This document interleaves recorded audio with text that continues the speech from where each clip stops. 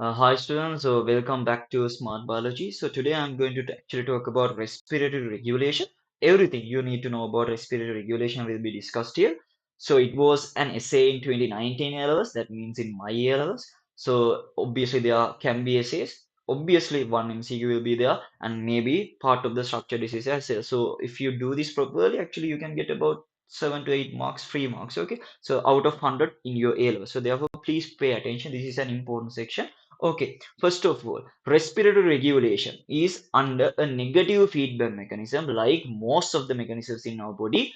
So remember there are only two hormonal positive feedback mechanisms. Apart from that, there are two another enzymatic mediated positive feedback mechanisms in our body. So altogether there are only four positive feedback mechanisms that you learn in our syllabus. So you must know those four positive feedback mechanisms. If you don't know, feel free to comment in the comment section below. So I will obviously do a video on that as well.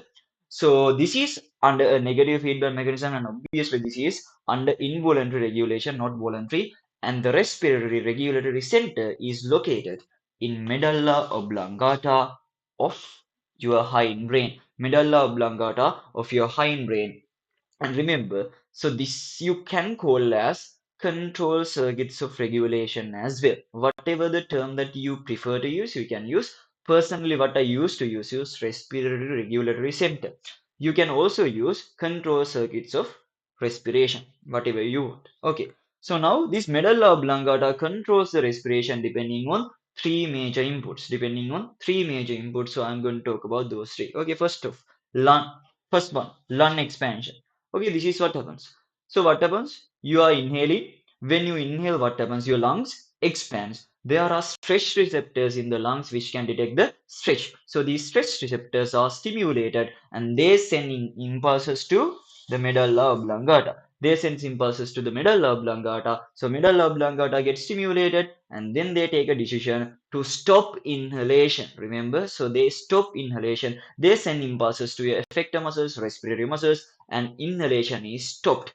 As soon as inhalation is stopped, expiration or exhalation automatically takes place because exhalation is passive. So whenever there is an MCQ mentioning when the lung receptors are stimulated or the stress receptors are stimulated, inhalation is stopped.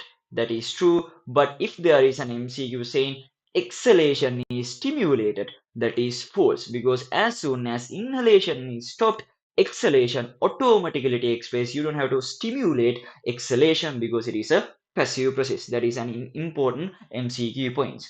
Then the second one and the most important one is pH in the blood. I actually want to emphasize that pH. First one is pH in the blood. Okay, remember about this blood thing. Okay, what happens when you are doing exercises? Your metabolic rate increase, so your respiratory rate increase, so your carbon dioxide production is increased. So when your carbon dioxide production is increased, excess amount of carbon dioxide diffuses into your blood. Okay, it diffuses into your blood, and in the blood you have water, so therefore CO2 accumulates with the water, and this is a reaction that you must know in the chemistry. So during this reaction, bicarbonate and H plus is formed. H plus is acidic, so due to that acidity, pH is decrease. pH is decrease. Now, to detect this decrement in the pH, there are sensors in the major blood vessels. There are sensors in the major blood vessels, and you must know these sensors are also known as chemoreceptors. Now, most of the students forget this because this chemoreceptor term is not mentioned under respiratory regulation. So this chemoreceptor term actually you learn under nervous system. But when you are writing essay, you have to integrate all of these things and write. So therefore, these sensors in major blood vessels are also known as chemoreceptors. And what are exactly these major blood vessels? What are exactly these major blood vessels? One is aorta, other one is carotid artery. Carotid artery you just remember because you don't have to know the anatomy, just like a medical student. Just if you know carotid artery, that is more than enough. Aorta, obviously you know the anatomy.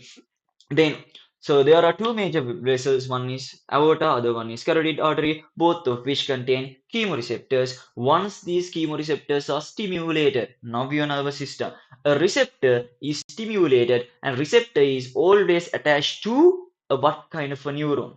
it is always attached to a sensory neuron. So therefore what happens, these receptors sense impulse to the center. The center is medulla oblongata via a sensory neuron. So obviously this should be a sensory neuron. Obviously this should be a sensory neuron. Then medulla oblongata, that means the center, is stimulated, and if you can coordinate this with the nervous system, in the center there should be another neuron. That neuron is intermediate neuron or the interneuron. So in the medulla oblongata you have the interneuron, the intermediate neuron. So this medulla oblongata now takes a decision. What is the decision that the medulla oblongata has to take? Wash out carbon dioxide, because now the carbon dioxide content is increased. So the wash out in of the carbon dioxide takes place. So in order to do that, you have to increase respiratory rate as well as respiratory depth. Depth is this. This is respiratory depth. Rate means, so if you do that, your respiratory rate is increased. If you do this, your respiratory depth is increased. So respiratory depth as well as respiratory rate is increased by the action of your respiratory muscles. What are the respiratory muscles?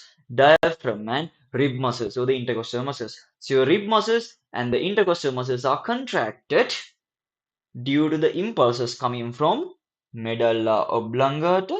So you know the medulla oblongata.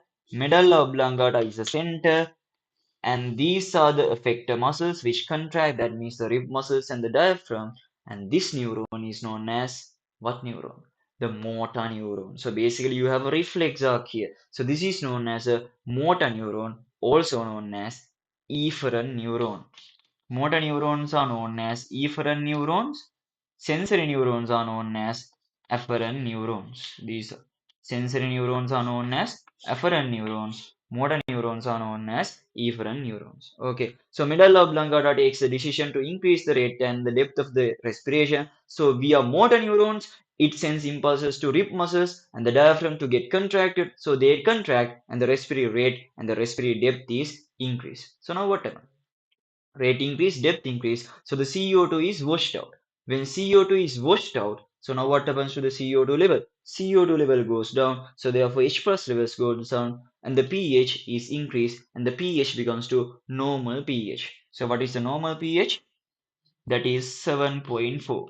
Normal pH is 7.4 in blood. So as soon as 7.4 pH is achieved, what can you say about the stimulation of the sensors in major blood vessels? Now these sensors are not stimulated, so therefore this cycle is not continued. So that's why you call it as negative feedback mechanism, because the output of the cycle will inhibit the stimulus. So therefore there is no further stimulation of the cycle.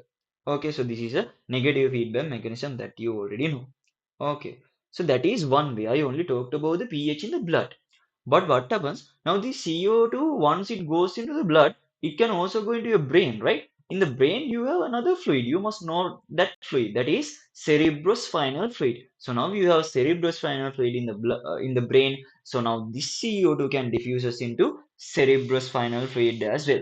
So in the cerebrospinal fluid in the brain, so now we have high CO2. High CO2 means low pH. Now this decrement in the pH, this decrement in the pH in CSF, it is detected by sensors in medulla oblongata. This is really important. Most of the students forget this. These are also sensors or chemoreceptors in medulla oblongata. Got the idea? So actually there are three locations where chemoreceptors are located when it comes to respiratory regulation. One is major blood vessels, that means aorta and the carotid artery. Other one is medulla oblongata. So you have chemoreceptors in medulla oblongata as well as a respiratory regulatory center in medulla oblongata. So sensors, centers, both of them are located in medulla oblongata, you must remember. So sensors in medulla oblongata is stimulated. Now they send impulses to the medulla oblongata itself. That means the control circuits in the medulla oblongata. So when the medulla oblongata control circuits are stimulated, the same cycle will continue and the respiratory rate and the respiratory depth is increased. Okay, got the idea? So stimulus for this is decrement in the pH in blood and the decrement in the pH in CSF. Okay. Now imagine there is a MCU like this. Imagine there is a MCU like this.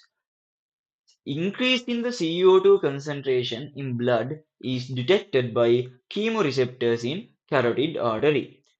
Increase in CO2 concentration in blood is detected by chemoreceptors in carotid artery. That is true or false? What do you think?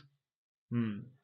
It is false. The reason is carotid artery is a sensory receptor which can detect the decrement in the pH, not the increment in the CO2 concentration. They don't know whether CO2 concentration has increased or not, but they do know that the pH has been decreased. So therefore they can detect the decrement in the pH, not the increment in the CO2. So are there any occasions that you know where pH in the blood is decreased but the CO2 concentration in the blood is not increased? क्या बोला? CO2 concentration in the blood is not increased, but the pH is decreased. If you know about your respiration, you know that is anaerobic respiration. During anaerobic respiration, there will be lactic acid formation. Lactic acid is also acidic, so therefore it diffuses into blood and decrease the pH in the blood. Okay, so therefore that is very important MCQ point. Okay, that is the second thing. Then the third thing, oxygen concentration.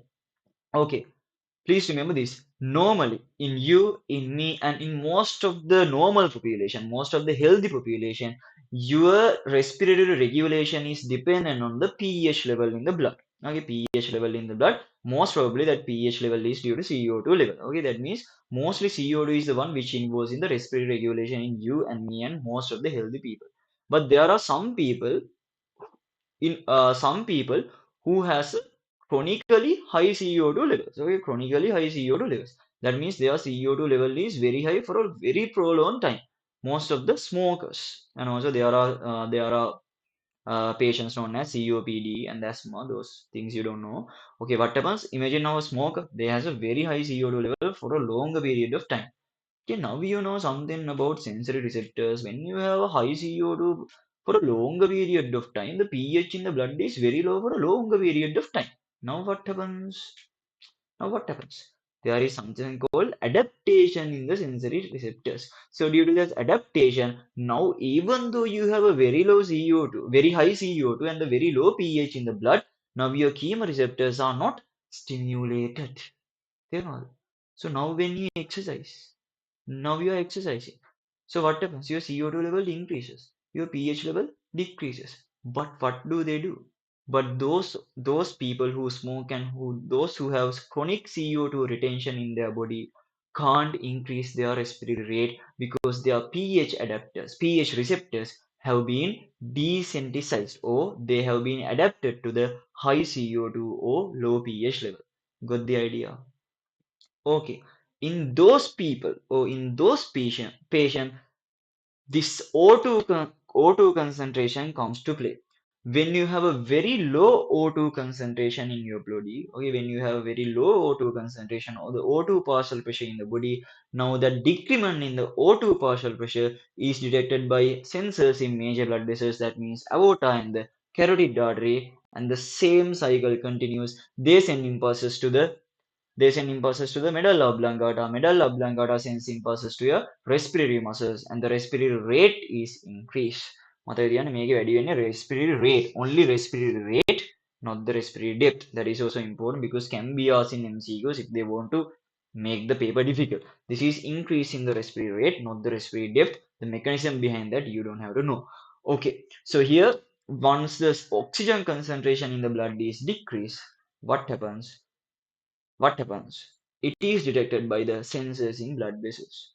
But remember, this decrement in the oxygen should be very severe decrement. I'm just giving you numbers just for you to have an understanding. Normally, the oxygen level in our body is around 95 millimeters Hg. 95 millimeters Hg. But in you and in me, if it drops below more than 60, okay, if it drops below more than 60 only, our oxygen our oxygen can stimulate the sensors in the blood vessels only if it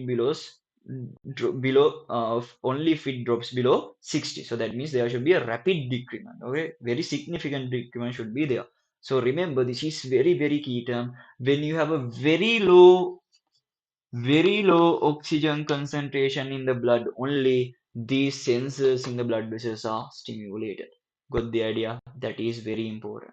That is what happens in us. So therefore, in us, rarely these chemoreceptors are stimulated due to oxygen because we don't normally have a very low oxygen concentration in the blood.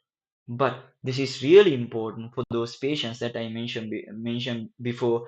They do not have CO2 dependent a regulatory mechanism because their pH receptors have been sensitized. So now in them, even the normal oxygen drop can stimulate their oxygen, can stimulate their chemoreceptors. Got the idea?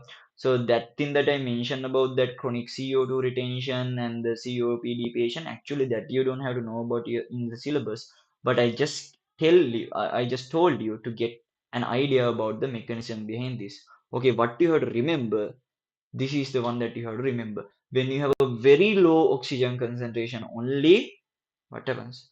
These sensors in the blood vessels are stimulated so that they increase respiratory rate. That is really, really important. So actually, I covered most of the stuff related to respiratory regulation, and there is one more thing that most of the students obviously, as also I also used to forget when I was doing A-levels, that is the importance of the pons varoli. Remember, pons varoli is also important for respiratory regulation. If you know that, that is more than enough. That is more than enough. Okay.